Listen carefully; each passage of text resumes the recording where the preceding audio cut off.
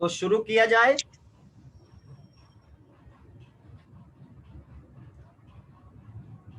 इसमें शुरुआत का पार्ट जितना है ना सब थ्योरेटिकल है, ठीक है। और लास्ट तक पहुंचते पहुंचते सिर्फ और सिर्फ न्यूमेरिकल है, सिर्फ और सिर्फ numerical.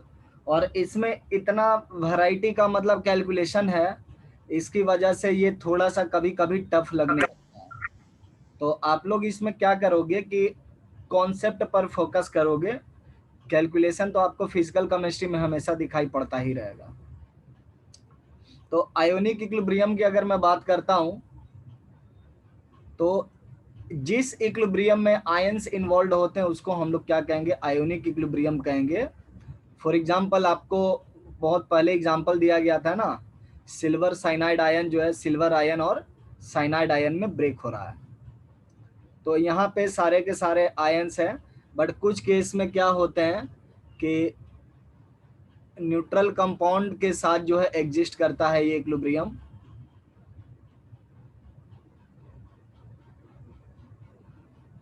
For example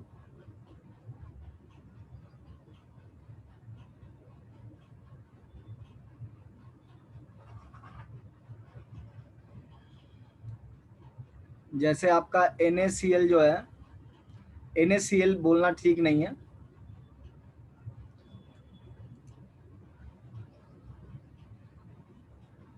CH3COOH,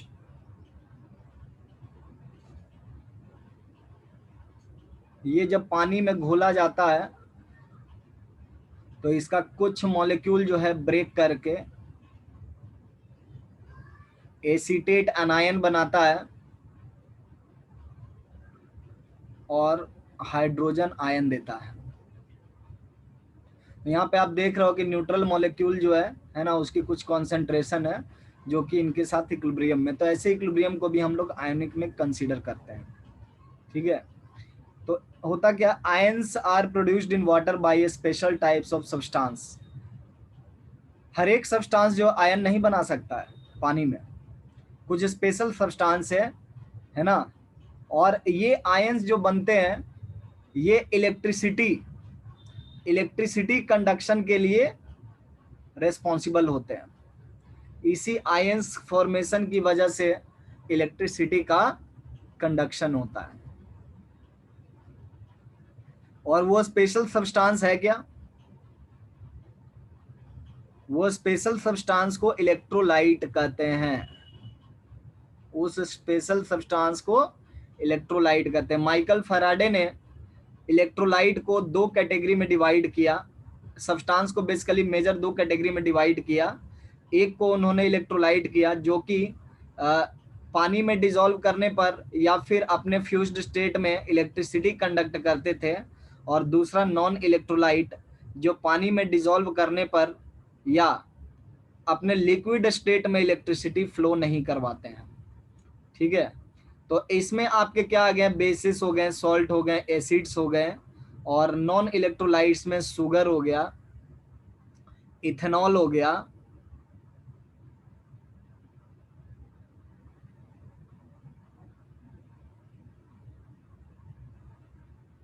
acetone हो गया, एटसेट्रा। मतलब मोस्ट ऑफ द केस में देखा गया है कि ऑर्गेनिक वाले जो होते हैं वो पानी में थोड़े कम ही घुलते, इलेक्ट्रोलाइट का काम वो नहीं करते हैं। और इनऑर्गेनिक में मैक्सिमम जो होते हैं वो कुछ ना कुछ पानी में डिसॉल्व हो ही जाते हैं। तो इलेक्ट्रोलाइट जो ज्यादा डिसॉल्व होते हैं, जो कम डिसॉल्व होते हैं, उनके बेसिस पर है ना, उनके डिसोसिएशन के बेसिस पर हमने उनका नामकरण कर दिया स्ट्रॉन्ग इलेक्ट्रोलाइट्स, जिसमें लगभग ऑलमोस्ट कंप्लीट आयोनाइजेशन हो जाता है वाटर में। फॉर एग्जांपल आपका NaCl हो गया, H2SO4 हो गया, NaOH हो गया, इसको आप देख सकते हो। तो ये आपका स्ट्रॉन्ग एसिड के कैटेगरी में आता है ना। इसमें अगर हम लोग स्ट्रॉन्ग इलेक्ट्रोलाइट्स में थोड़ा सा नेचर वाइज चले जाए तो हम लोग कैटेगराइजेशन कर सकते हैं, इतना लंबा नहीं जाना था।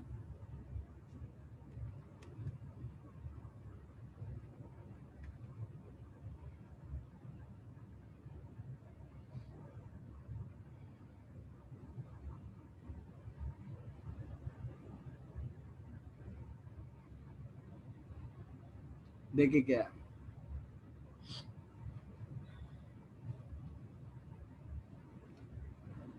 स्ट्रॉन्ग इलेक्ट्रोलाइट्स में आप स्ट्रॉन्ग एसिड्स को रख सकते हो।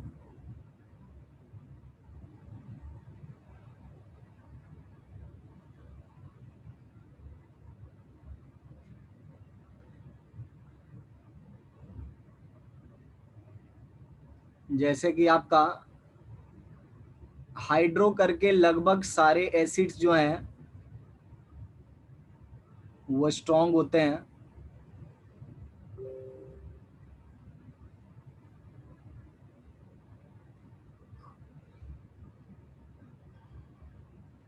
ठीक है, कुछ स्ट्रॉन्ग बेसिस का नाम याद रख सकते हो।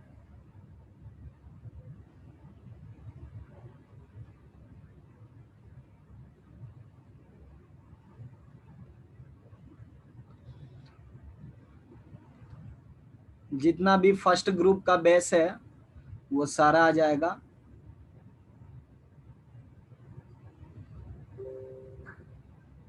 मैं ऑर्डर में नहीं लिख रहा हूं, ठीक है, इंक्रीजिंग डिक्रीजिंग ऑर्डर नहीं समझना है, मैं जस्ट नाम लिख रहा हूं।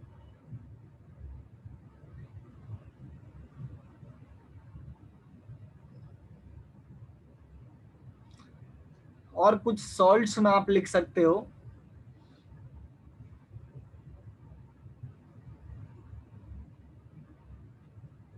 जैसे इसमें सोडियम का जितना सॉल्ट्स होगा ना वो सारा स्ट्रॉन्ग इलेक्ट्रोलाइट होगा, सोडियम का, पोटेशियम का,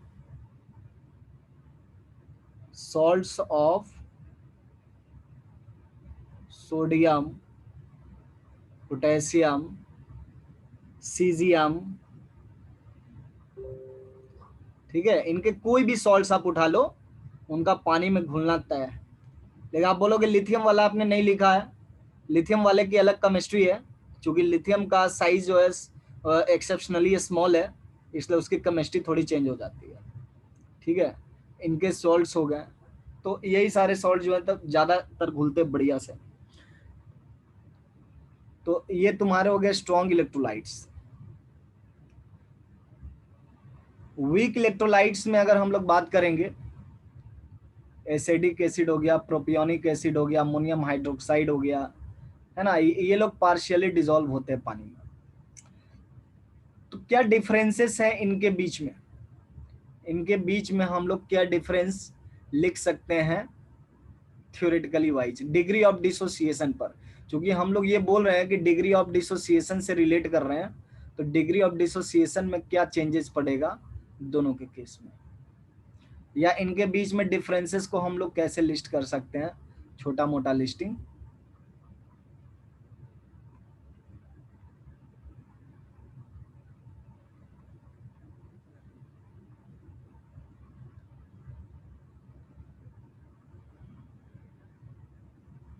strong and weak, degree of dissociation.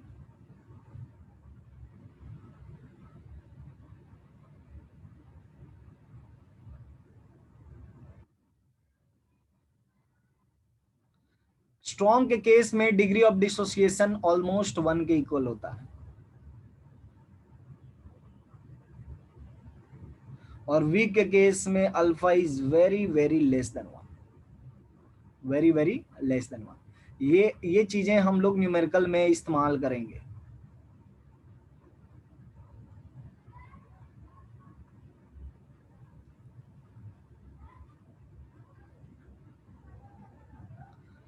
Question ये है कि solution of neutral electrolyte, electrolyte कभी चार्ज्ड होते नहीं है, ठीक है, क्योंकि ये कंपाउंड को इलेक्ट्रोलाइट कहा जाता है। सो न्यूट्रल यहाँ पे आप लिखो या फिर ना लिखो उससे कोई फर्क नहीं पड़ेगा। तो किसी भी इलेक्ट्रोलाइट का अगर हम सॉल्यूशन ले रहे हैं, जनरली सॉल्वेंट अपना वाटर होता है ना, तो कभी भी मैं सॉल्यूशन बोलूंगा इस चैप्टर में, आप समझ जाना कि पानी में ही घोला जा रहा है। So solution of electrolyte positively charged होगा, निगेटिवली चार्ज्ड होगा, हो सकता है पॉजिटिवली चार्ज्ड, या none of A B and C. None of A B and सी।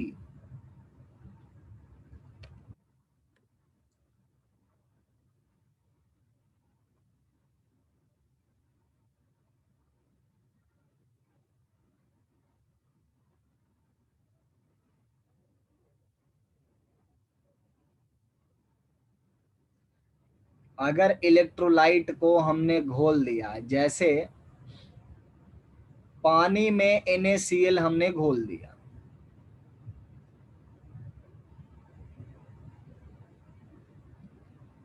और उसने सोडियम प्लस दिया और क्लोराइड आयन दिया, ओवरऑल हमको जो दिखाई पड़ रहा है वो सिर्फ और सिर्फ Na प्लस और Cl माइनस दिखाई पड़ रहा है बीकर में। तो ये जो हमारा सॉल्यूशन तैयार हुआ, ये जो हमारा सॉल्यूशन तैयार हुआ NaCl का, ये सॉल्यूशन का चार्ज क्या होगा? डिफरेंट डिफरेंट केसेस में, मतलब मैं सॉल्ट चेंज करता जाऊंगा, है ना, या एसिड लूंगा या बेस लूंगा, तो जो भी मेरा सॉल्यूशन तैयार होगा उसकी चार्ज क्या होगी? पॉजिटिवली चार्ज्ड होगा डेफिनेटली, या फिर डेफिनेटली नेगेटिवली चार्ज्ड होगा, या फिर हो सकता है पॉजिटिवली चार्ज्ड हो सकता है, या इनमें से कोई नहीं।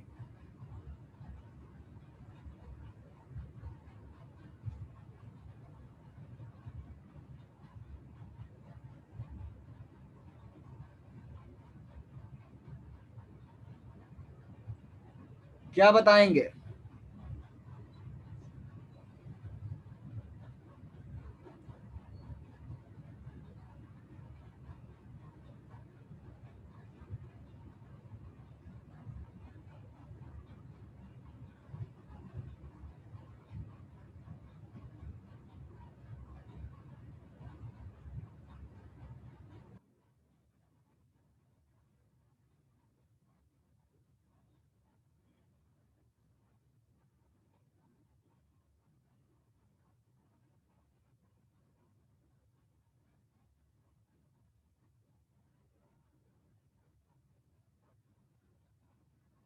CDCD, सी और डी में काफी मतलब घमासान युद्ध है।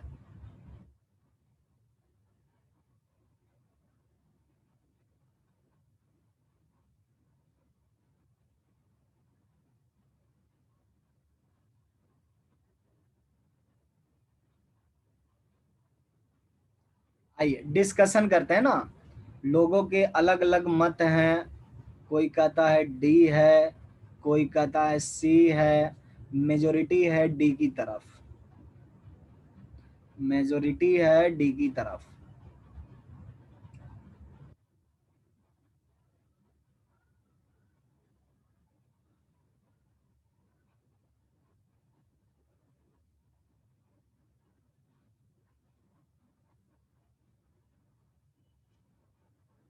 और किसी का कोई सोच विचारधारा?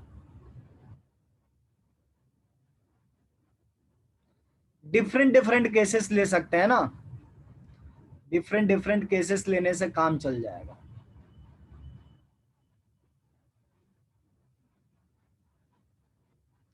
आपने NaCl में तो देख लिया, NaCl का कहना है, NaCl के केस में ये क्या होगा?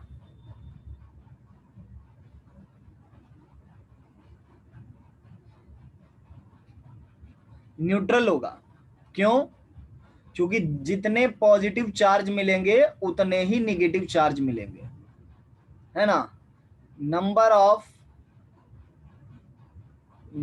Of both anions and cations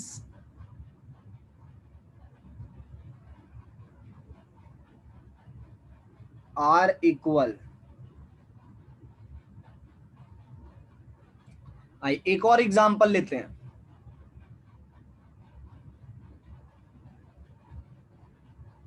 मान लेते हैं Na2SO4 हमने ले लिया,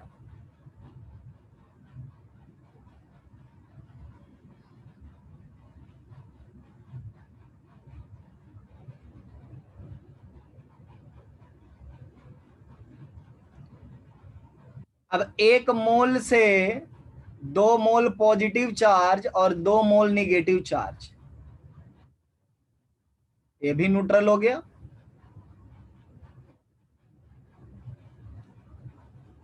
अब क्या चाहिए?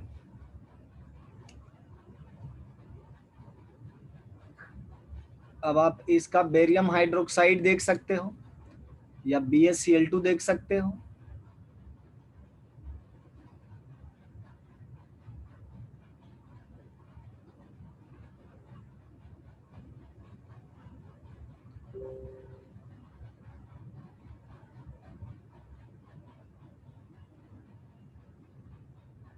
ये भी न्यूट्रल आ रहा। अब क्या जवाब होना चाहिए विभय?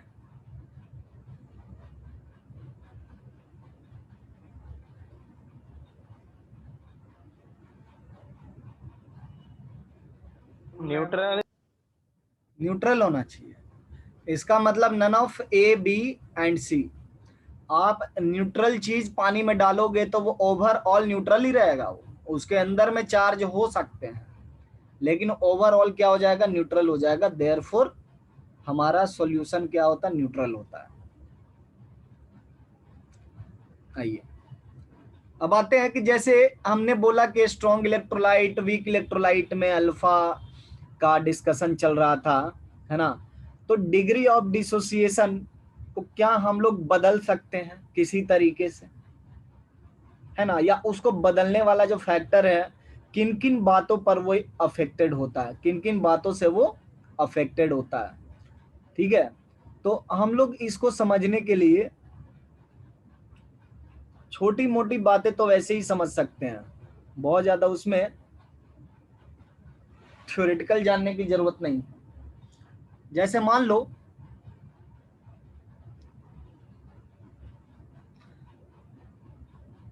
हमने एक इलेक्ट्रोलाइट लिया, बाइनरी इलेक्ट्रोलाइट लेकर के चल रहे हैं, मतलब 2 आयन से बने हुए। ठीक है, AB इलेक्ट्रोलाइट हमने लिया, पानी में घोल दिया,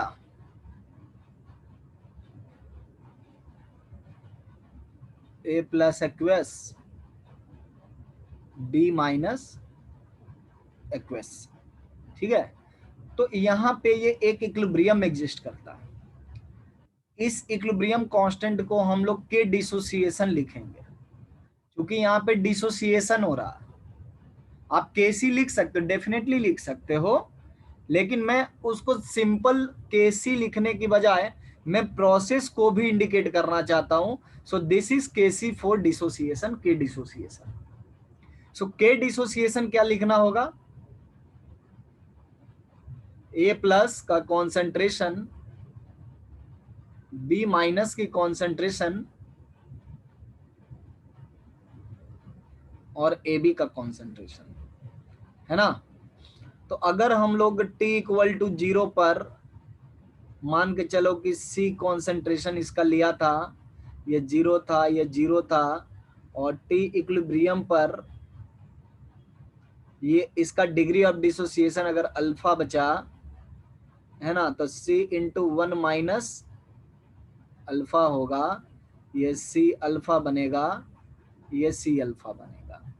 सो अगर हम लोग केसी के एक्सप्रेशन में सिंप्लीफाई करने के लिए रखे तो C अल्फा का whole square divided by C × 1 - alpha, C × 1 - alpha. तो आप यहाँ पे देखो,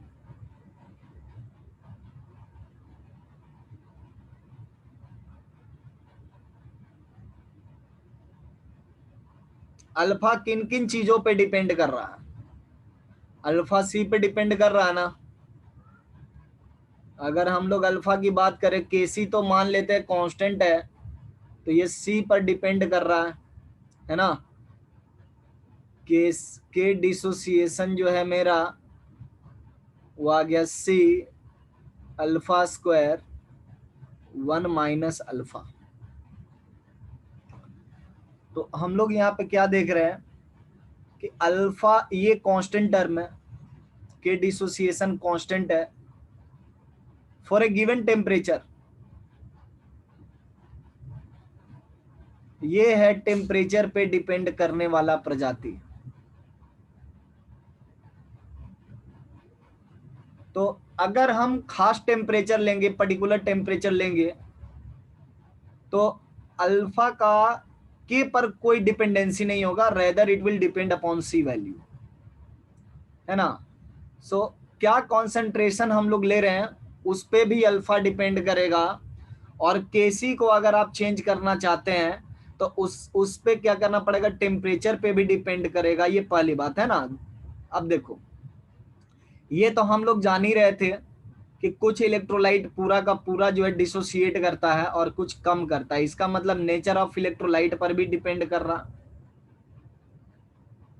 अब नेचर ऑफ सॉल्वेंट पे कैसे डिपेंड करेगा, तो समझिए इस बात को। पहले नेचर ऑफ इलेक्ट्रोलाइट हम लोग लिख लेते हैं कि नेचर ऑफ इलेक्ट्रोलाइट पे कैसे डिपेंड कर रहा है। लिखेंगे for strong electrolyte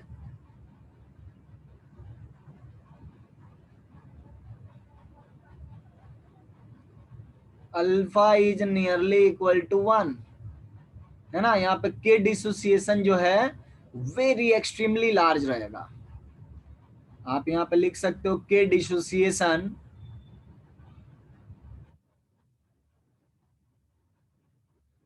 extremely large.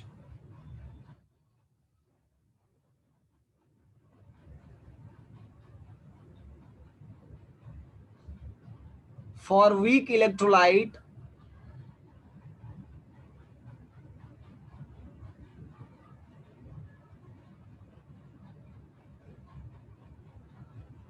Alpha जो होता है वेरी वेरी लेस देन 1 है। और यहाँ पे के डिसोसिएशन जो होगा, है ना, ये वेरी वेरी स्मॉल क्वांटिटी होगा।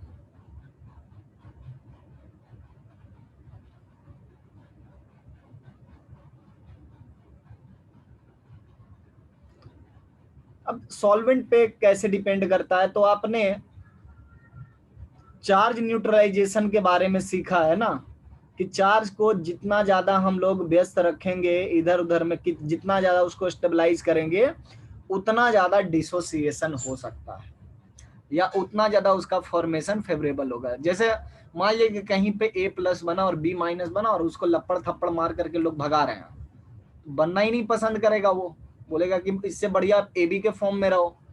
लेकिन जहां पे ए प्लस और बी माइनस का स्वागत किया जाएगा, वहां पर ए भी बोलेगा कि वहां पे हमारी जरूरत कम है, ए प्लस और बी माइनस को होना चाहिए। मतलब more stabilisation to the ions favours their formation.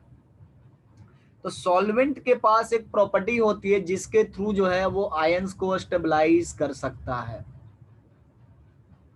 उस प्रॉपर्टी का नाम है डाई इलेक्ट्रिक कांस्टेंट। उस प्रॉपर्टी का नाम है dielectric constant.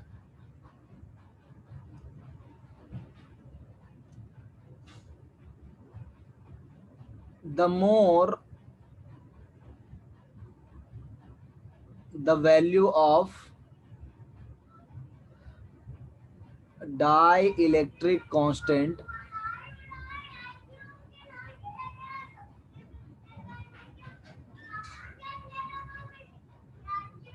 the more charge stabilizing या ion stabilizing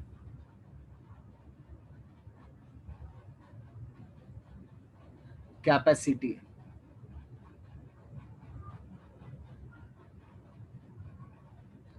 ठीक है, हमारे एयर का जो डाई इलेक्ट्रिक कांस्टेंट है वो कितना होना चाहिए, कुछ पता है? 1 है ना। Dielectric constant epsilon nought हम लोग लिखते हैं ना, 1 फॉर एयर और वैक्यूम।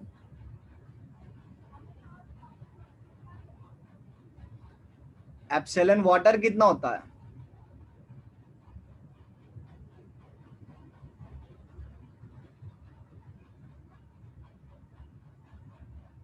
80 के बराबर होता है।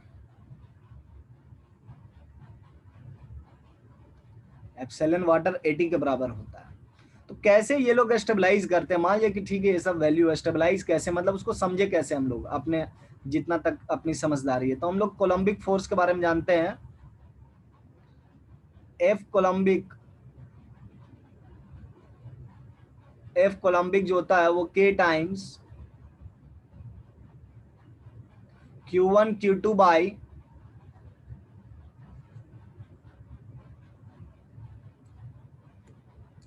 Are D square. Epsilon R का मतलब हो गया कि मीडियम का dielectric constant.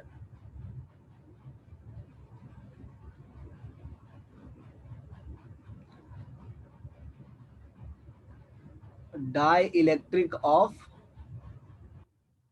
Medium between Q1 and Q2। अब आप देख सकते हो कि जैसे दो अलग अलग टाइप के आयन, एक प्लस आयन एक माइनस आयन है, अगर उनके बीच में ज्यादा फोर्स लगेगा तो वो चिपक जाएंगे, है ना। तो अगर हम ज्यादा डाइलेक्ट्रिक कांस्टेंट देंगे तो उनके बीच में लेसर फोर्स लगेगा, मतलब चिपकने का क्वालिटी कम हो जाएगा। इसीलिए the more the value of dielectric constant the ion stabilising more, the more ion stabilising capacity. तो यहाँ पे यही बात याद रखना कि जितना ज्यादा डाइलेक्ट्रिक कांस्टेंट होगा उतना ज्यादा वो घोल सकते हैं। लेकिन सॉल्वेंट में हम लोग ज्यादातर इस्तेमाल करते हैं पानी का, सो इसलिए दूसरे सॉल्वेंट की आप बात करोगे तो सबसे पहले उसका पूरा जो चिट्ठा पट्टा आपके पास होना चाहिए, तभी जाकर के आप डिस्कशन कर सकते हो, ठीक है ना। या फिर आपको कोई ना कोई वैसी कॉन्सेप्ट पता होनी चाहिए जिसपे आप कुछ ना कुछ क्लेम कर सकते हो। अब देखिए, हमने बात करी कि कंसंट्रेशन पे डिपेंड करता ही है, तो कंसंट्रेशन पे किस तरह से डिपेंड करता है। कंसंट्रेशन जो होता है, एज कंसंट्रेशन डिक्रीजेस,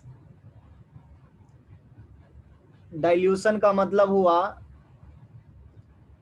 क्या होता है डाइल्यूशन का मतलब,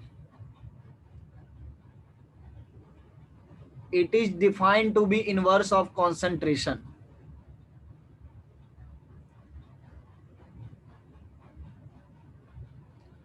it is inverse of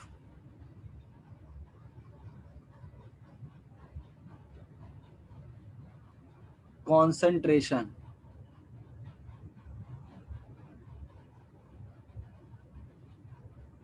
it is inverse of concentration।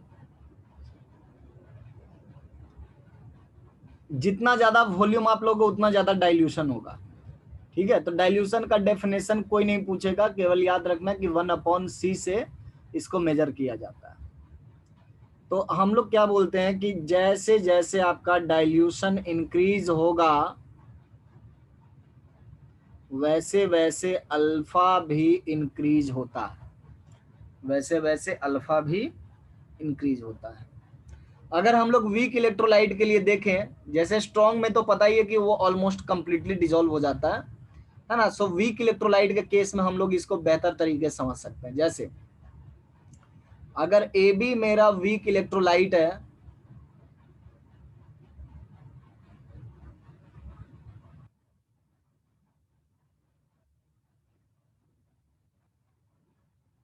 तो यहाँ पे के डिसोसिएशन हम लोग क्या लिखते हैं,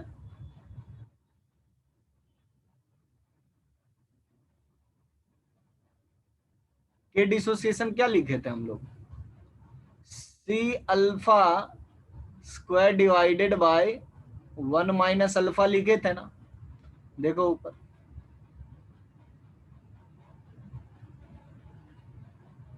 अब देखो अल्फा नियरली 1 के बराबर है, सो 1 - अल्फा नियरली 1 के बराबर हो जाएगा। सो यहां से आप देख सकते हो कि अल्फा का वैल्यू क्या है,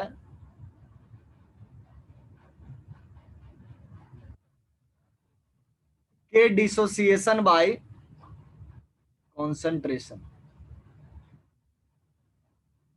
इसका मतलब क्या हुआ कि डाइल्यूशन बढ़ाने पे अल्फा बढ़ेगा, है ना, या फिर कॉन्सेंट्रेशन घटाने से अल्फा बढ़ेगा।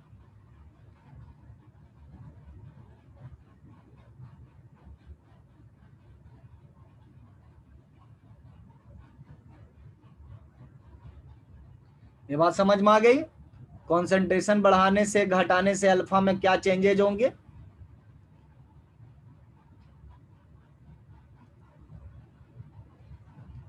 तो इसीलिए कहा जाता है कि डिग्री ऑफ डिसोसिएशन जो है कॉन्सेंट्रेशन रिलेटेड प्रॉपर्टी है। और ये जो अभी हमने डिस्कशन किया है इसी को हम लोग ऑस्टवाल्ड डाइल्यूशन लॉ कहते हैं, ठीक है, also known as Ostwald dilution law.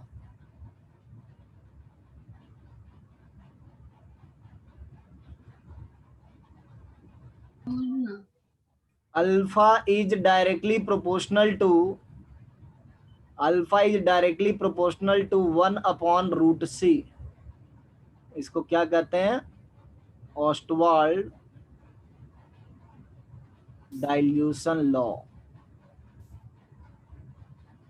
जो कि नीचे हेडिंग दिया हुआ है ना।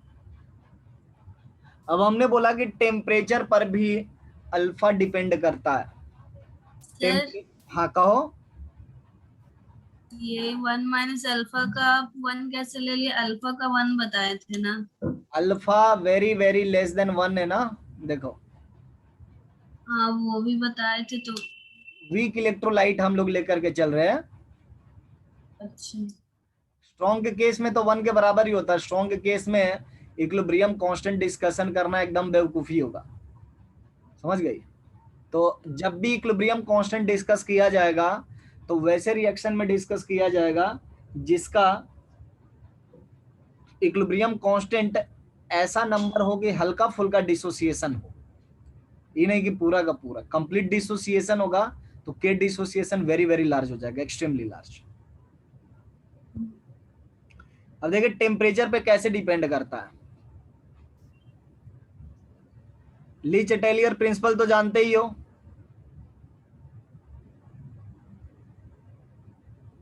उसमें टेम्परेचर डिपेंडेंसी नहीं बताया गया था ना, उसमें केसी चेंज कर देता था। टेम्परेचर चेंज करने से हमारा क्या हो जाता है? के डिसोसिएशन ही चेंज हो जाता है।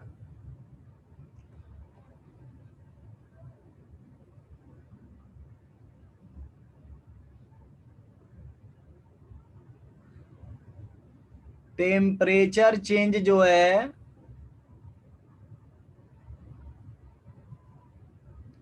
टेम्परेचर चेंज मीन्स के डिसोसिएशन चेंज।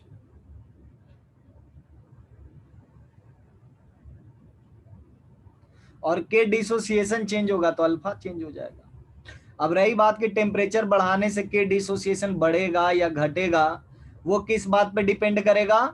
वो डिसोल्यूशन प्रोसेस पे डिपेंड करेगा कि डिसोल्यूशन प्रोसेस मेरा एंडोथर्मिक है या एक्सोथर्मिक है। तो यूजुअली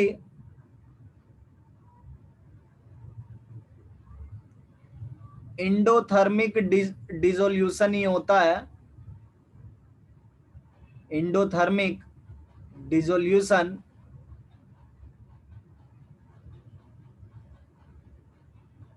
विच इज प्रीडोमिनेंट अपने चैप्टर में ना, प्रीडोमिनेंट।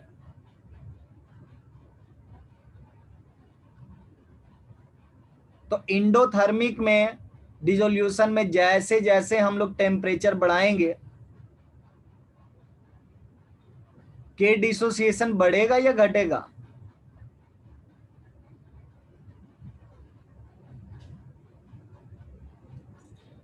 क्या कहना है तुम लोग का? बढ़ेगा सर। के डिसोसिएशन बढ़ जाएगा। तो अल्फा बढ़ेगा कि घटेगा?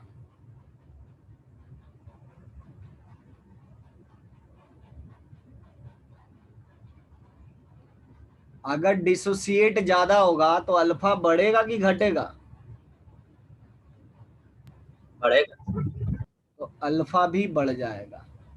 और मोस्ट ऑफ द केस में हमारा डिसोल्यूशन प्रोसेस जो है इंडोथर्मिक ही माना जाएगा। एक्सोथर्मिक अपने चैप्टर में, इस चैप्टर में खास करके जल्दी में नहीं दिखेगा, क्योंकि एक्सोथर्मिक क्या होता है, गैसियस में ज्यादा होता है।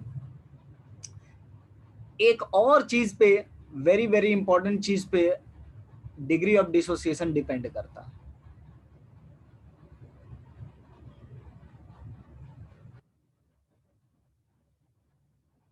Common ion, presence of common ion.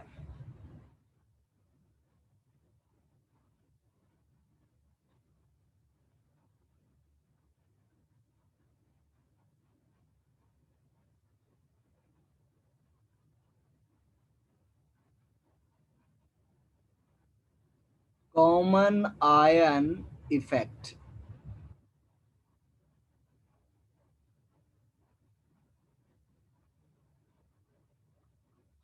Common ion effect क्या होता है, इसको समझने के लिए आपको क्या करना पड़ेगा,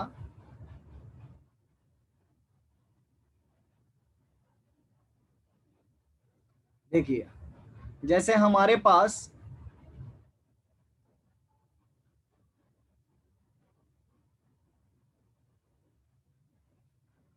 एक बीकर में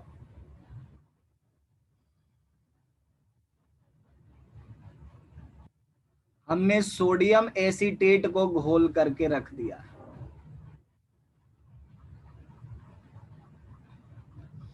इस बीकर में सिर्फ और सिर्फ सोडियम एसीटेट है।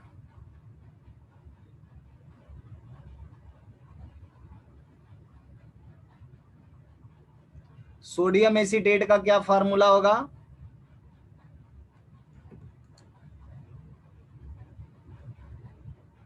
NH है ना। तो इसमें कौन कौन सा आयन हमारे को दिखाई पड़ेगा, एसीटेट आयन और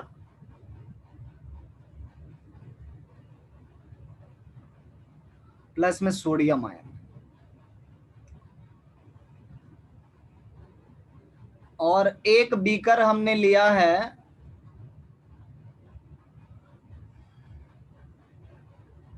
एकदम आइडेंटिकल है ना।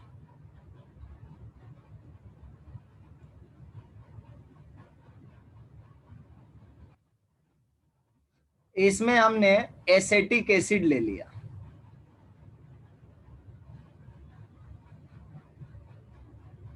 तो इसमें कौन कौन सा आयन मिलेगा,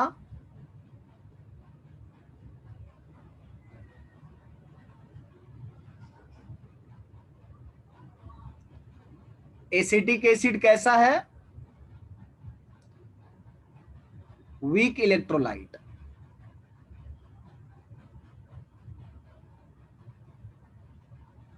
ये ध्यान में रहे। अब हम लोग एक और बीकर ऐसा ले रहे हैं,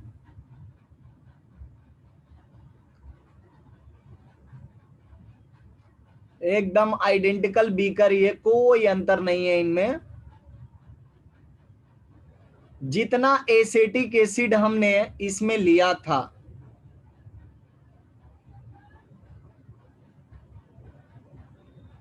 उतना ही एसिटिक एसिड मैंने इसमें भी डाल दिया। और है ना, कुछ अमाउंट जो है CH3COO का हमने डाल दिया।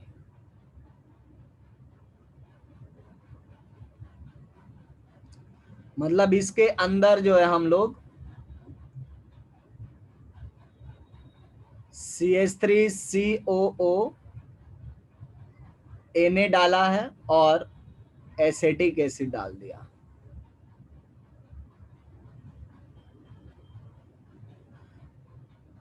अब ये बताओ, ये बीच वाले बीकर में कौन कौन सा आयन दिखाई पड़ना चाहिए,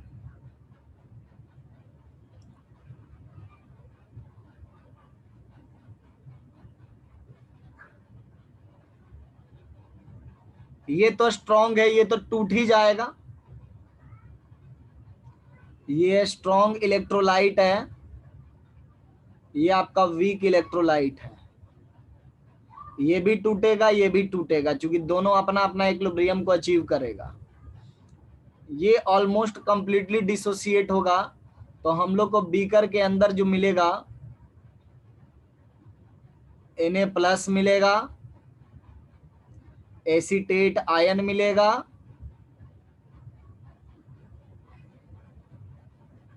और हाइड्रोजन प्लस मिल जाएगा। ये सारे आयन्स हमको मिल जाएंगे। हम लोग अपने काम की बात पर आते हैं।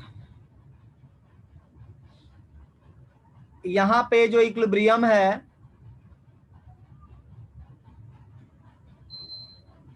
ये कौन सा इक्विलिब्रियम है? हम लोग लिखेंगे के डिसोसिएशन।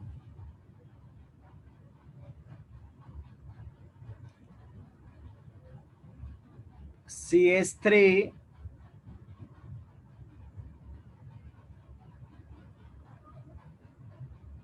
H+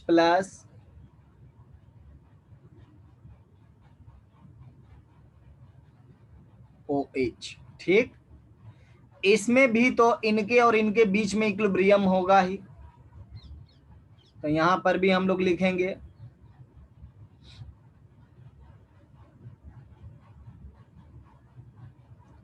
के डिसोसिएशन।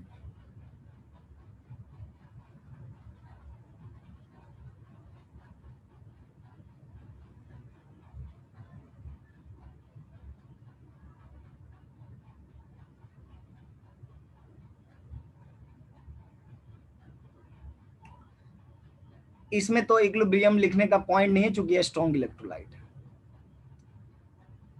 अब हम लोग क्या देखेंगे कि इस केस में जो रिएक्शन आपका हो रहा है वो इस तरह से हो रहा है, डिसोसिएशन ऐसे हो रहा है। सिंपली CH3CO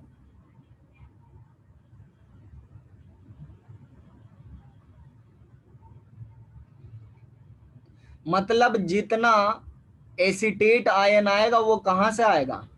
एसिटिक एसिड से आएगा, है ना। मतलब अगर ये आपका C है, ये 1 - अल्फा बचा, तो ये C अल्फा रहेगा और ये भी C अल्फा रहेगा। लेकिन इस केस में अगर हम लोग देखें तो एसीटेट आयन इससे भी तो मिलेगा,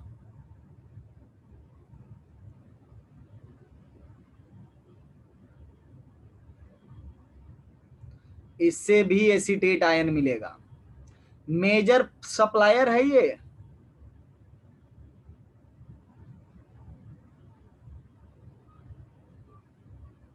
मेजर सप्लायर। तो अब ये बताइए कि स्ट्रॉन्ग इलेक्ट्रोलाइट है, इससे कितना एसीटेट आयन मिलेगा? तो जितना इलेक्ट्रोलाइट हम लोग यूज करेंगे ना, अप्रोक्सीमेटली उतना ही मिल जाएगा। ठीक है, तो इसका अगर मोलरिटी जो भी रहेगा वही मिल जाएगा। तो यहां पे देखिए चेंज होना पड़ेगा।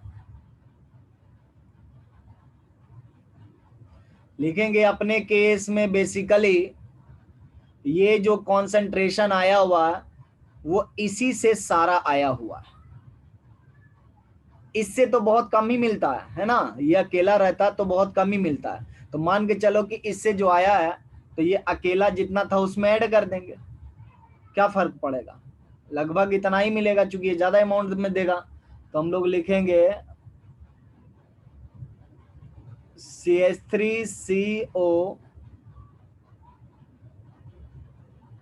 ये जितना इनिशियली हमने लिया था इसका कॉन्सेंट्रेशन उसके बराबर होगा।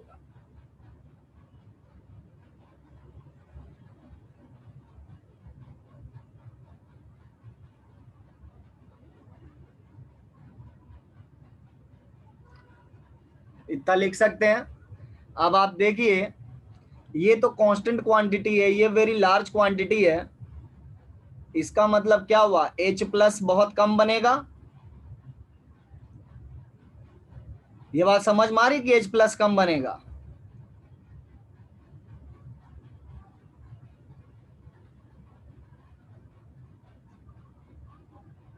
बोलो H+ कम बनेगा? Yes sir. Yes sir. Sajiya,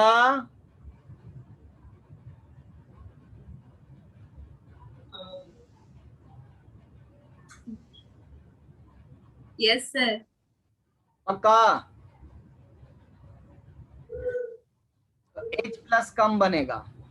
H+ आ कहां से रहा? एक बार और बता देना, हमको पता था। अभी यस बोलेगा और फिर तुरंत एकदम चेंज हो जाता है, यादें बिसरा जाता कि यस बोले हैं।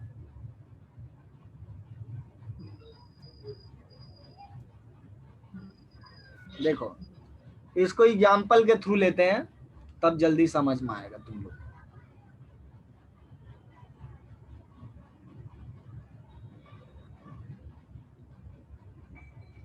इसका डिसोसिएशन कांस्टेंट जो है ये लगभग 10⁻⁻5 होता, 1.8 10⁻⁻5 होता है। ठीक है, तो हम लोग ऐसा मान लेते कि इसको 1 मोल लिया हमने और इसको भी 1 मोल ले लिया, चलेगा? दोनों को हमने 1 मोल लिया, तो सबसे पहले दोनों को 1 मोल लेकर के देखो कि यहाँ पे अल्फा क्या आता है। अगर यहाँ पे 1.8 इंटू 10⁻⁻5 लेते हैं और 1 मोल इसको लेते हैं, है ना, तो ये बन जाएगा C alpha square divided by 1 minus alpha, और C का वैल्यू कितना है? 1 के बराबर, 1 के बराबर हमने ले रखा है। सो बेसिकली हमारा अल्फा हो जाएगा √1.8 इंटू 10⁻⁻5। लगभग वैल्यू कितना मिलेगा?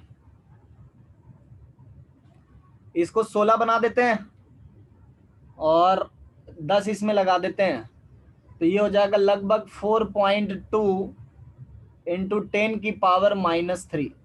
सो H+ कॉन्सेंट्रेशन कितना हो गया? C अल्फा देखो कितना मिल रहा है, C मल्टीप्लाई कर दो 1, तो H+ हो गया 4.2 इंटू 10⁻⁻3। ये समझ में आया साजिया? Yes sir. अब इसमें देखते हैं, हम लोग दोनों को एक एक मोल लिया है। 1 मोल 1 लीटर पानी में, ये भी 1 मोल लिया है, तो हम लोग क्या बोलेंगे कि ये 1 मोल अगर लेंगे तो इसके भी ब्रेक होने से CH3CO मिलेगा और इसके भी ब्रेक होने से CH3CO मिलेगा। We will have equilibrium established between, ये इक्विलिब्रियम हमेशा दिखाई पड़ता रहेगा, समझे? इसमें कोई डिस्टरबेंस नहीं होगा।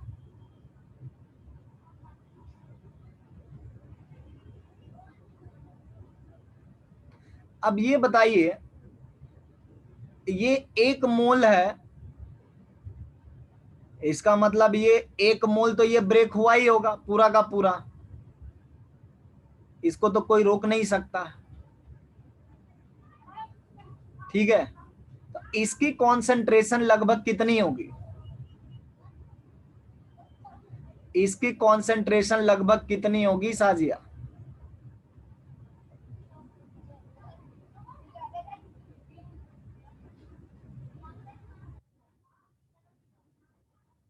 ये कहां से आ रहा है? ये किधर से आएगा? सर वो तो दोनों में से आ रहा है ना। दोनों में से आ रहा है। थोड़ा सा ध्यान दो कि इस केस में कितना ये आया है 1 मोल से। 1 मोल से कितना आया है? 4.2 इंटू 10⁻⁻3। ऑर्डर पर ध्यान दो, 1000वां भाग आया है ना? Yes sir. जब इसको तुम पानी में घोलोगी 1 मोल को, इसका 1 मोल अगर पानी में लेती हो, प्योर पानी में, तो आपका दोनों आयन जो है 1 1 मोल दिखाई पड़ेगा। ये भी 1 मोल होगा और Na प्लस भी 1 मोल होगा।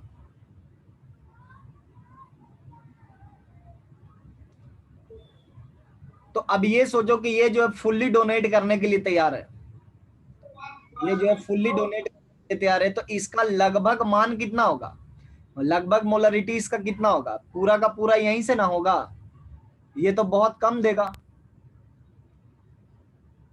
जब हम लोग बोलेंगे प्रैक्टिकली ये कहां से आ रहा, तो प्रैक्टिकली कहां से आएगा, सोडियम एसीटेट से आएगा। Yes sir. तो पूरा का पूरा ले लेते, जितना सोडियम एसीटेट हमने लिया था, इसकी कॉन्सेंट्रेशन कितनी हो गई, इसकी कॉन्सेंट्रेशन हो गई 1 मोलर।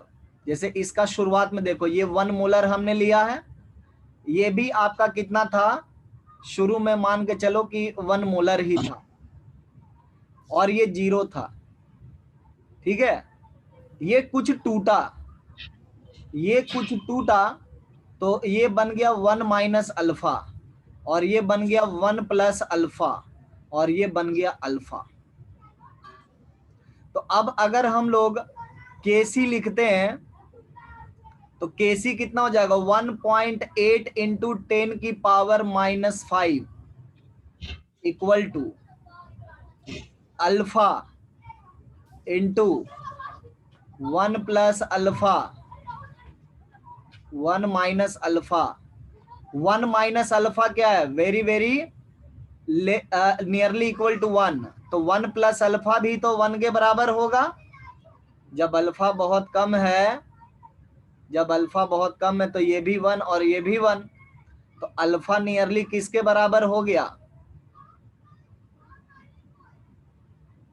अल्फा जो आपका 1.8 इंटू 10 की पावर माइनस 5 मोलर हो गया। पहले कितना था, 10 की पावर माइनस 3, अब कितना हो गया, 10 की पावर माइनस 5। सोचो 100 गुना कम, 100 गुना कम हो गया डिसोसिएशन। ये बात समझ में आई कि डिसोसिएशन जो होता है, कॉमन आयन अगर प्रेजेंट है तो उसकी वजह से कम होगा। सो कॉमन आयन का इफेक्ट क्या है कि डिग्री ऑफ डिसोसिएशन कम कर देता है, डिग्री ऑफ डिसोसिएशन कम कर देता है। इसी को कॉमन आयन इफेक्ट कहते हैं।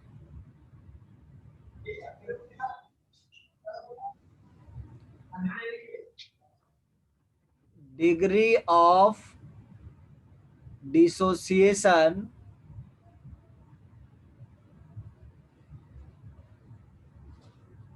है ना, is suppressed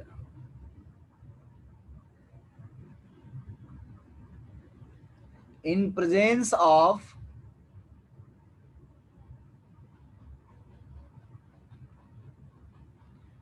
common ion in general। मतलब कुछ पर्टिकुलर केसेस ऐसे हो सकते हैं जहां पे डिग्री ऑफ डिसोसिएशन को कॉमन आयन के प्रेजेंस में भी बढ़ाया जाए, ठीक है, लेकिन वो पर्टिकुलर केस जबरदस्ती वाला होता है। इन जनरल आपका यही स्टेटमेंट ट्रू है।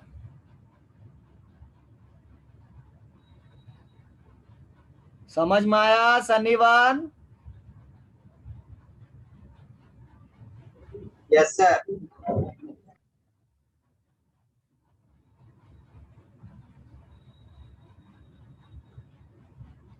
सो याद रखना, कॉमन आयन के प्रेजेंस में डिग्री ऑफ डिसोसिएशन सप्रेस्ड हो जाता है। साजिया क्लियर हुआ? Yes sir.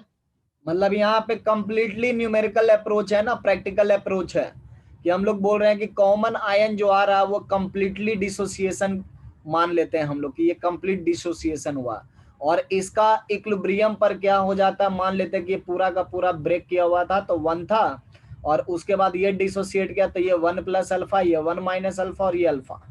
बट यहाँ पे अप्रोक्सीमेशन लिया जाता है कि अल्फा चूंकि वीक इलेक्ट्रोलाइट का कम होता है, तो अल्फा का वैल्यू वैसे भी 1 के कंपेरिजन में कम है, तो ये दोनों लगभग बराबर क्वांटिटी कैंसिल आउट हो जाएंगे, सो अल्फा का वैल्यू इतना हो जाएगा।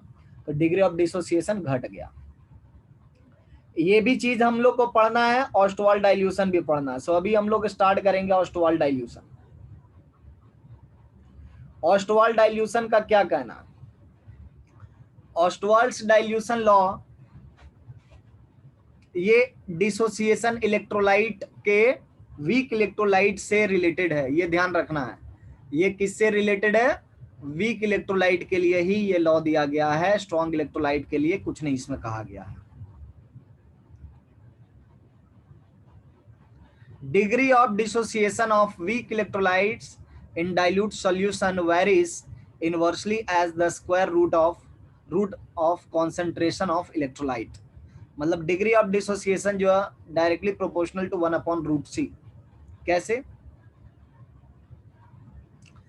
तो आप ये देख सकते हैं कि अगर ए बी आपका बाइनरी इलेक्ट्रोलाइट है,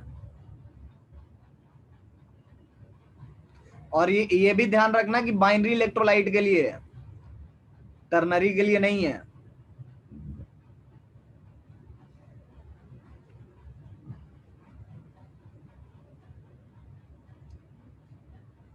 फोर बाइनरी ए बी जो है ए प्लस और बी माइनस में ब्रेक होगा, तो ए प्लस कितना बनेगा? सी अल्फा बनेगा, और ये भी आपका सी अल्फा बनेगा। सो यहाँ पे अगर के डिसोसिएशन हम लोग लिखते हैं किसी खास टेम्परेचर पर, तो C alpha square upon 1 minus alpha बनेगा। और यहाँ पे अगर हम लोग देखें तो अल्फा वेरी लेस देन, है ना, S alpha very very less than 1, then we can approximate k dissociation equal to c alpha square. और यहां से आपको मिल जाएगा कि alpha is equal to k dissociation divided by c,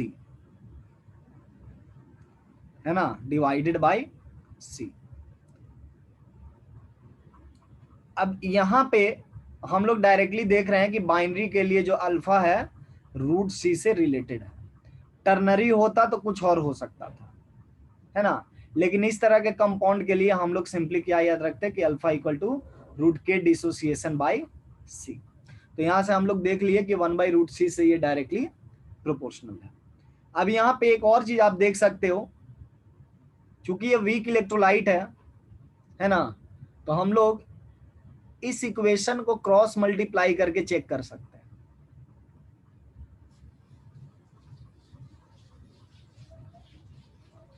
इस इक्वेशन को क्रॉस मल्टीप्लाई करके चेक करेंगे स्पेशल नोट पे।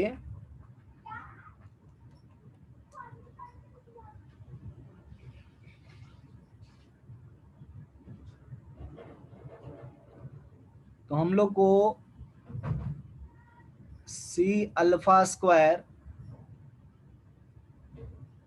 के डिसोसिएशन 1 माइनस अल्फा दिखाई पड़ेगा। अगर हम कॉन्सेंट्रेशन कम करते गए मतलब वॉल्यूम बढ़ाते गए, if we increase volume of solution, अगर हम लोग वॉल्यूम ऑफ सॉल्यूशन इंक्रीज करते गए, इसका मतलब क्या होगा? C value keeps on decreasing,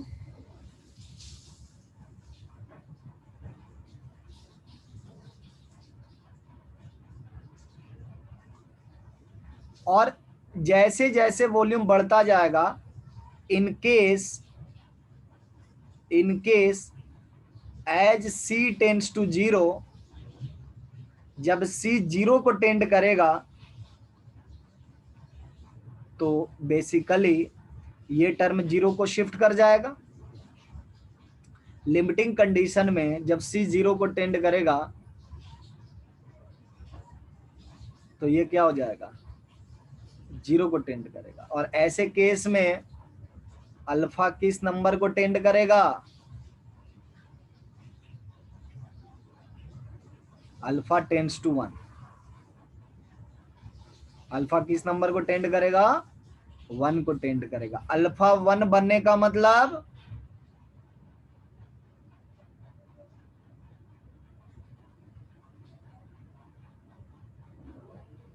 strong strong electrolyte. Resistor. हाँ स्ट्रॉन्ग, यहाँ पे माइनस कर लो, स्ट्रॉन्ग इलेक्ट्रोलाइट की तरह बिहेव करेगा, है ना। तो हम लोग लिखेंगे इन लिमिटिंग कंडीशन,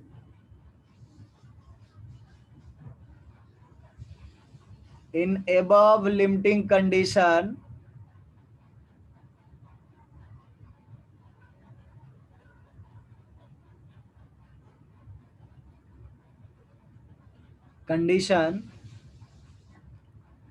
weak electrolyte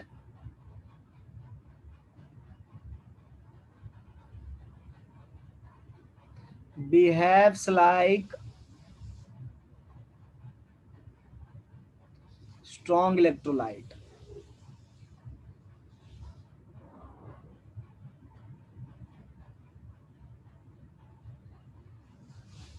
है ना। such situation, such limiting condition is known as infinite dilution।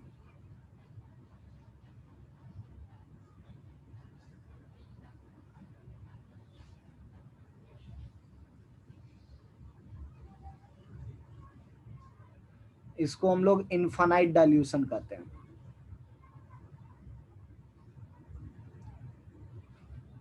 Infinite dilution का कॉन्सेप्ट तुम्हारा यूजफुल होगा इलेक्ट्रोकेमिस्ट्री में, जब हम लोग मोलर कंडक्टिविटी वगैरह ये सब डिफाइन करेंगे, वहां पर ये सारी चीजें आपको आएंगे। लेकिन अभी से नाम सुना हुआ रहेगा तो वहां पर भी थोड़ा सा फेमिलियर लगेगा। तो ये था अल्फा का डिपेंडेंस सी पर, है ना। और ये जो ऑस्टवाल्ड लॉ है, ये सिर्फ और सिर्फ वीक इलेक्ट्रोलाइट के लिए डिफाइन किया गया है। स्ट्रॉन्ग इलेक्ट्रोलाइट में इसका डेफिनेशन हम लोग नहीं समझेंगे, समझे। स्ट्रॉन्ग इलेक्ट्रोलाइट के लिए दिया ही नहीं गया। यहाँ पे हम लोग सीधा नोट कर सकते हैं कि Ostwald dilution law fails for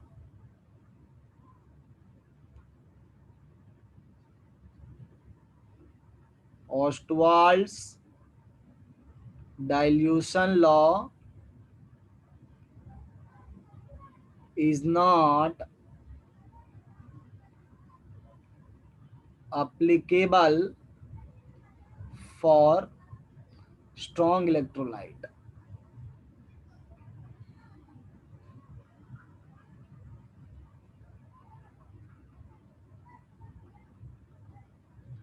ठीक है, इतनी बात समझ गए सारे लोग। Yes sir. Very good.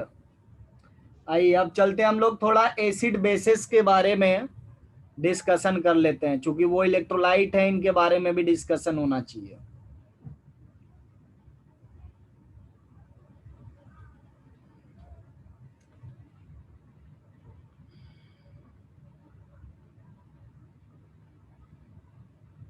Acids bases theory,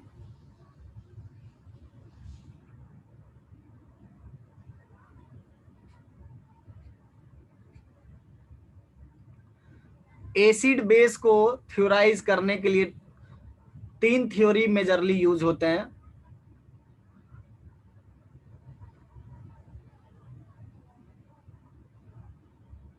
Arrhenius concept,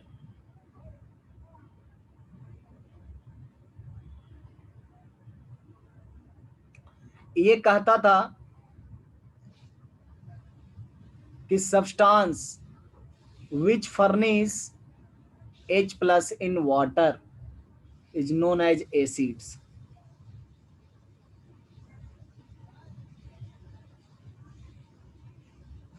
इनका कहना था कि जो भी पानी में H प्लस आयन फर्निश करेगा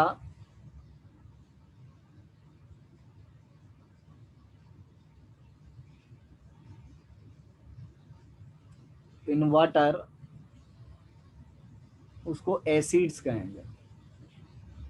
on the contrary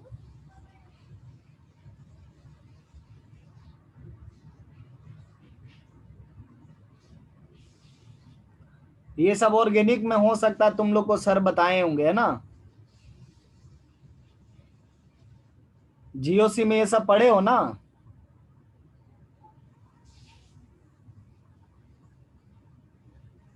yes sir, ये सब तो पता। हाँ, इन वाटर, ठीक है, इनको बेसिस कहते हैं। For example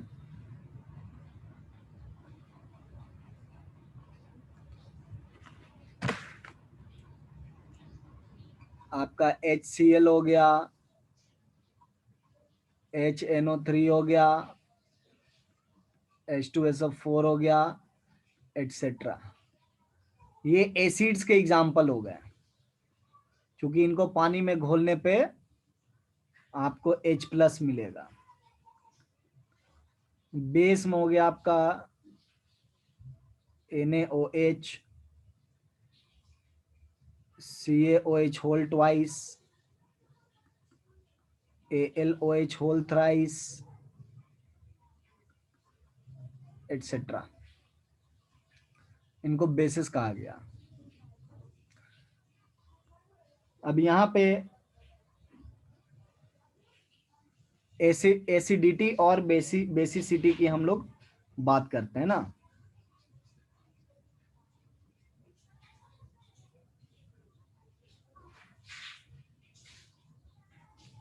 basicity of acid,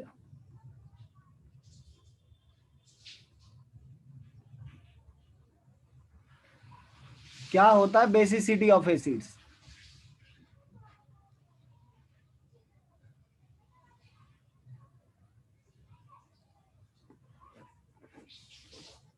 बोलो भी भाई।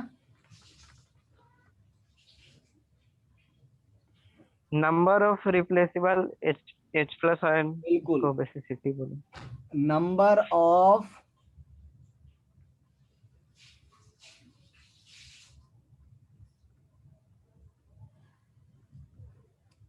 रिप्लेसेबल हाइड्रोजन, है ना, इज कॉल्ड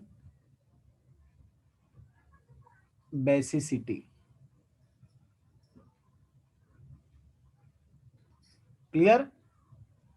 तो इनके बेसिस पर एसिड जो होते हैं मोनोप्रोटिक होते हैं या मोनोबेसिक होते हैं।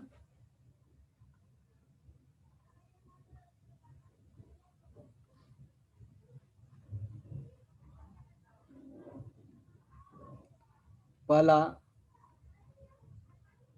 मोनोबेसिक, है ना, दूसरा मोनो डाई ट्राई करते रहो सिर्फ,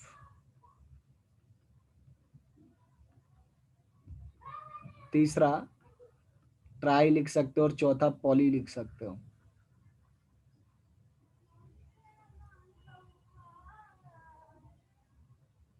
ट्राई से ज्यादा हमने देखा नहीं है, फिर भी मैं पॉली लिख देता हूं, मेरे पास एग्जाम्पल होगा नहीं।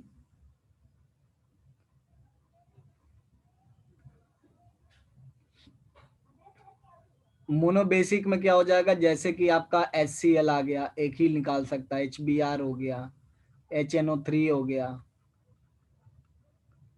है ना, एटसेट्रा। डाई बेसिक में क्या हो जाएगा आपका H2SO4 हो जाएगा। और कौन सा है,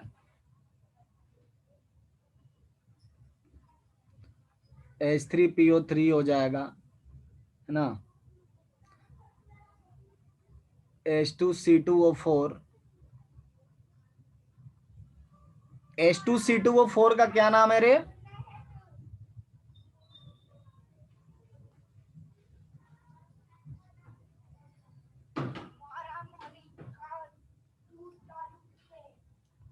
बताओ। H2 H2C2O4 का नाम क्या है?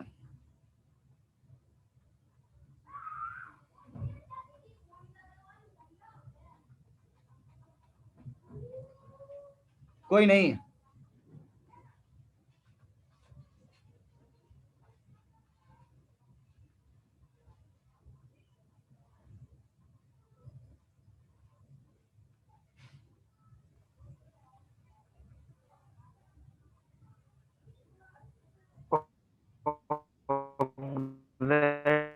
Oxalic acid. Malic oxalic acid, very good, ये ऑक्सैलिक एसिड है।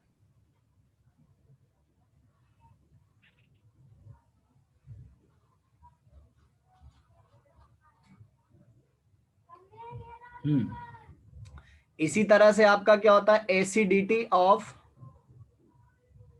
बेसिस।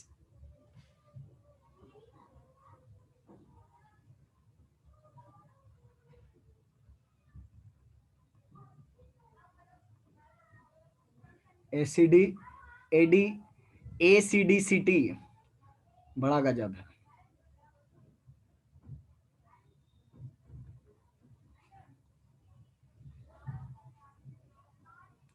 इसमें भी वही लिख देंगे, उल्टा नंबर ऑफ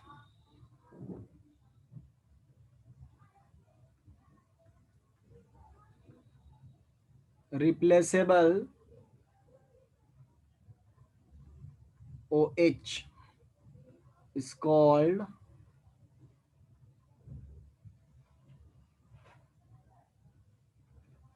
एसिडिसिटी। ठीक है, अब इसमें भी मोनो ट्राई डाई होते रहेगा ना। सो पहला क्या हो गया, मोनो, जैसे कि NaOH, KOH etcetera. Di MgOH whole twice,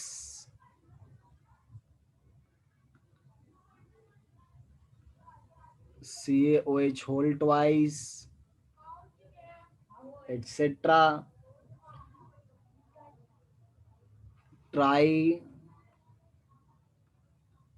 AlOH whole thrice,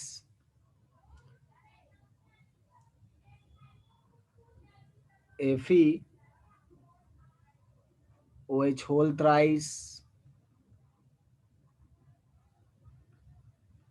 etcetera.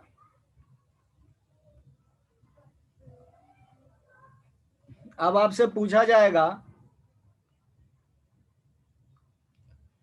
कि NH3 का बेसिसिटी कितना है।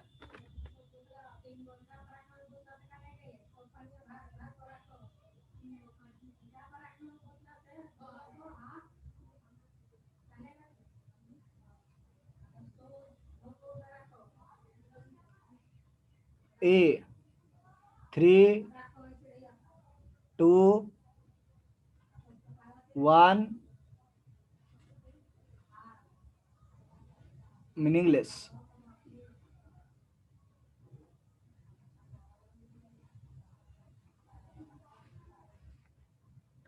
NH3 का बेसिसिटी कितना है?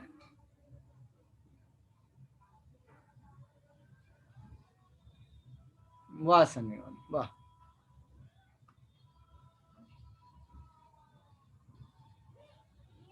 तो मीनिंगलेस हो गया ना।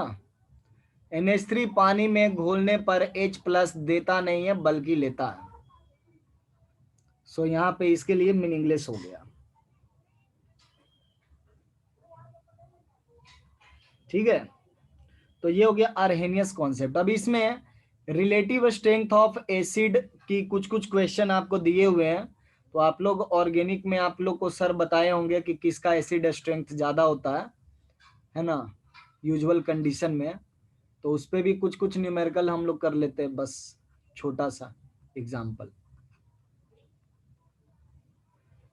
H2SO4 और H2SO3 में किसका एसिडिक स्ट्रेंथ ज्यादा होगा, विच इज मोर एसिडिक?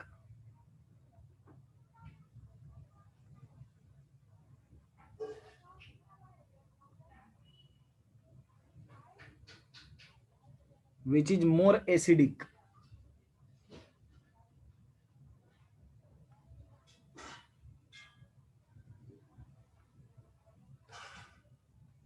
तो ये आपका मोर एसिडिक होता है, मोर नंबर ऑफ ऑक्सीजन एटम, है ना, means more acidic.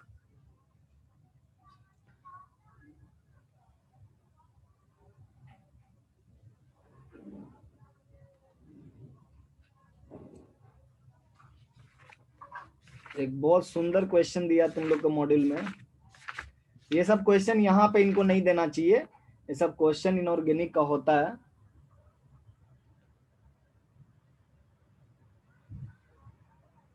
HNO3 H3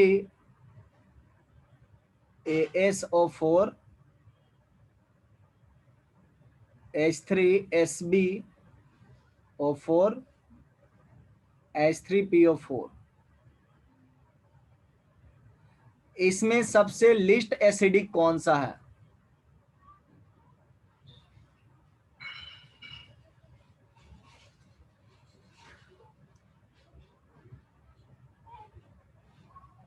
list acidic.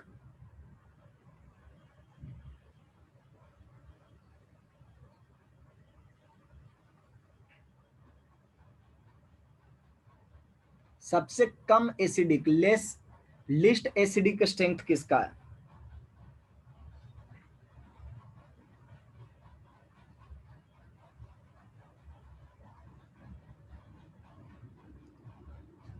Down the group acidic strength क्या होता है? Revise periodic table. Increase. Increase करेगा।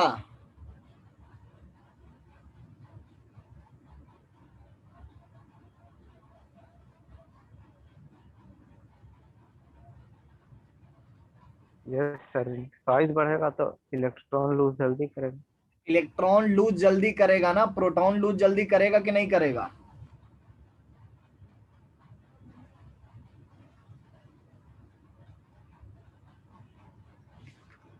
आए?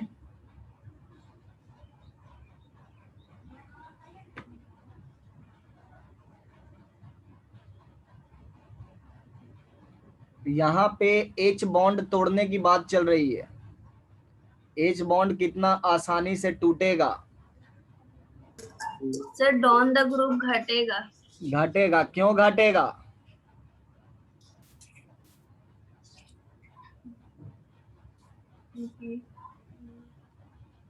जैसे हम लोग किसी भी साइज बड़ा होते जाता। साइज बड़ा होगा तो कुछ एक्सप्लेन तुम लोग कर रहा है, खाली बोल रहा है घटेगा घटेगा, कैसे मान ले घट जाएगा? ये बॉन्ड तोड़ने के लिए इसके साइज का क्या इंपॉर्टेंस है? क्या इसका साइज बड़ा होगा तो ये बॉन्ड जल्दी टूट जाएगा?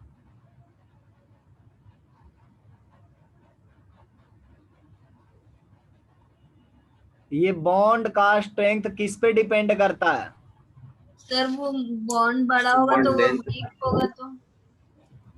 ये बॉन्ड बड़ा तुम लोग को लग रहा है, हाइड्रोजन सिंगल डबल बॉन्ड पे क्या? देखो यहाँ पर क्या होता है, इलेक्ट्रोनिगेटिविटी डिफरेंस कम पड़ जाता है, समझे? बॉन्ड तो थोड़ा बहुत बड़ा दिखाई पड़ता है, इट इज समथिंग लाइक एक पापा और एक बच्चा है, तो क्या पापा मतलब बच्चा को बहुत कम ताकत से पकड़ेगा? ऐसा नहीं ना है। यहाँ पे क्या होता है, इलेक्ट्रोनिगेटिविटी डिफरेंस जो है कम हो जाता है। ये जितना ज्यादा लेस इलेक्ट्रोनिगेटिव होगा, लेसर द इलेक्ट्रोनिगेटिविटी,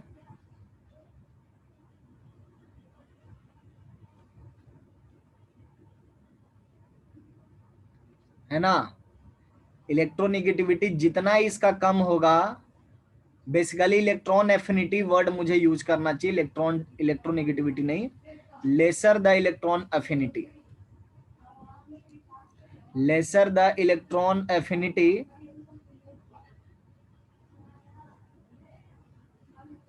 उतना लेस पोलर बॉन्ड होगा। Lesser the polarity.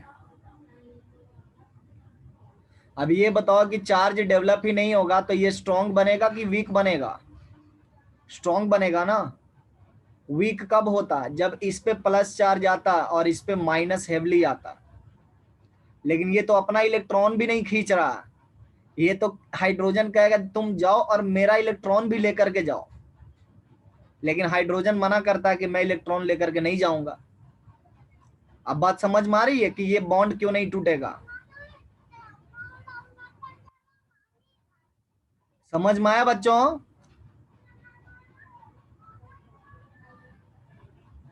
Yes sir. Yes जैसे सर। तुम लोग का कहना था कि इलेक्ट्रॉन ये जल्दी लूज करेगा, लेकिन हमको H प्लस से मतलब है, इलेक्ट्रॉन से मतलब नहीं है ना। तो ये जब H प्लस जाने लगेगा ना तो H प्लस कह रहा है कि तुम मेरा इलेक्ट्रॉन रख लो, इसका कहना कि तुम मेरा इलेक्ट्रॉन रख लो। तो ये दोनों का ये जो म्यूचुअल लड़ाई है ना, ये दोनों का बॉन्ड को स्ट्रॉन्ग कर दे रहा है। ठीक है, इसीलिए ये बॉन्ड जो है मतलब उतना आसानी से ब्रेक नहीं होगा और एसिडिटी क्या हो जाएगा? घट जाएगा, एसिडिक स्ट्रेंथ घट जाएगा। सो डाउन द ग्रुप क्या होता है? एसिडिक स्ट्रेंथ घटता है। ये सब पीरियोडिक टेबल में भी पढ़ोगे ही। ठीक है, तो ये हो गया एसिडिक स्ट्रेंथ का थोड़ा सा हवाला। और अगले क्लास में हम लोग Bronsted acid and base theory से स्टार्ट करेंगे। ब्राउनस्टेड भी आप लोग का पढ़ा हुआ है?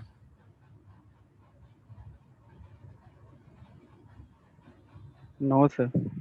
नहीं, तो ब्राउनस्टेड सर से शुरू down the group acidic strength बढ़ता है ना? Down the group acidic strength बढ़ता है ना? इस केस में तुम्हारा ये जो बॉन्ड बन रहा है, ठीक है, ये हाइड्रोजन के साथ और ये मेटेलिक नेचर का ये हो गया है। ये तुम्हारा 17वां ग्रुप नहीं है। और इवन 17वां ग्रुप में भी जैसे HI के साथ होता है ना, तो उस केस में I माइनस है ना, उस केस में अलग चीज हो रहा है, यहाँ पे अलग चीज हो रहा है। यहाँ पे भी डाउन द ग्रुप हम जा रहे हैं, लेकिन ये ऑक्सी एसिड है, ये ऑक्सी एसिड है तुम्हारा, डी ऑक्सी एसिड की बात नहीं चल रहा है।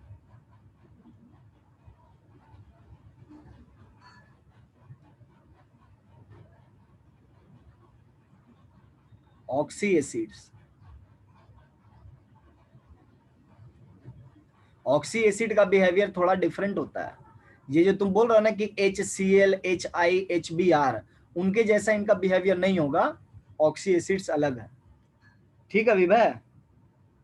Yes sir. तुम लोग को बिना ऑक्सी एसिड वाला में सर बताए थे, है ना, कि HCl, HI, HBr में क्या होगा कंपैरिजन।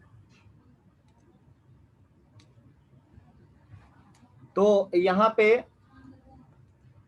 आज हम लोग यहाँ पे फिनिश कर रहे हैं और अगले क्लास में हम लोग ब्राउनस्टेड के साथ पढ़ेंगे।